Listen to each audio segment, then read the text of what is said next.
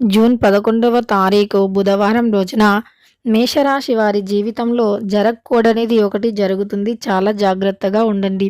అయితే మేషరాశి వారి జీవితంలో జరగకూడనిది ఏది జరుగుతుంది? ఎందుకు మీరు ఎక్కడ జ్యోతిష్యం చెప్పించుకున్నా అస్సలు నమ్మకం కుదరలేదా? అలానే మీ సమస్యలు కూడా నెరవేరలేవా? అయితే ఒక్కసారి ఈ యొక్క గురువుగారిని నమ్మకంతో సంప్రదించి చూడండి. ఖచ్చితంగా మీ సమస్యలన్నీ కూడా 24 గంటల్లోనే తీరిపోతాయి. శ్రీ వారాహిదేవి జ్యోతిష్యాలయం, పండిత్ నంబూదరి, అలానే వశీకరణ స్పెషలిస్ట్ కూడా.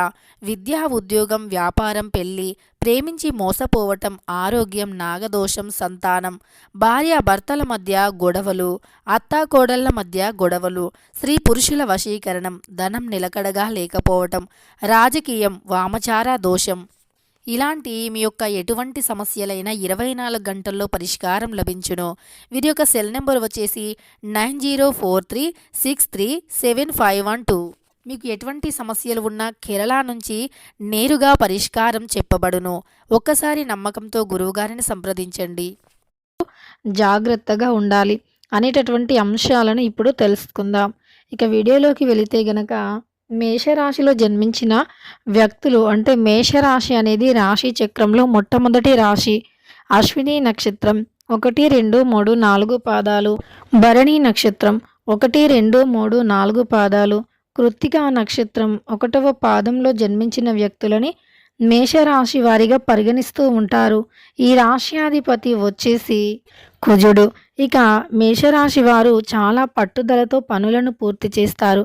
వీరు చాలా పట్టుదలతో ఉంటారు. కానీ ఈ రాశిలో జన్మించినటువంటి వ్యక్తుల యొక్క మైనస్ పాయింట్ ఏమిటి అంటే, కొన్నిసార్లు ఆలోచించకుండా నిర్ణయాలను తీసుకోవడంతో పాటు వీరు అసలు ఎవరు చెప్పినా కూడా వినకూడని పరిస్థితులు, అంటే వినని పరిస్థితుల్లో ఉంటారు. ఎవరు ఎన్ని చెప్పినా సరే అస్సలు కూడా వినరు. అలానే కొన్నిసార్లు వీరి యొక్క లైఫ్ని కూడా ఎదుటి వ్యక్తుల వల్ల స్మాష్ చేసుకుంటూ ఉంటారు. అంటే ఎదుటి వ్యక్తులు ఎవరైతే ఉన్నారో ఆ ఎదుటి వ్యక్తులు అంటే చెప్పినా కూడా వినరు. అలా వినకుండా వీరి యొక్క లైఫ్ని కూడా వీరు పాడు చేసుకుంటూ ఉంటారు. ఆవేశంలో నిర్ణయాలను తీసుకుంటూ ఉంటారు. ఇలా వీరు ఆవేశంలో తీసుకున్నటువంటి నిర్ణయాలు ఏవైతే ఉన్నాయో అవి పూర్తిగా కూడా వీరికి హానిని చేస్తూ ఉంటాయి. కాబట్టి ఈ రాశిలో జన్మించినటువంటి వ్యక్తులు ఆలోచించి ఆచితూచి నిర్ణయం తీసుకోవటం వల్ల ఉత్తమమైనటువంటి ఫలితం ఉంటుంది అని గుర్తుపెట్టుకోండి.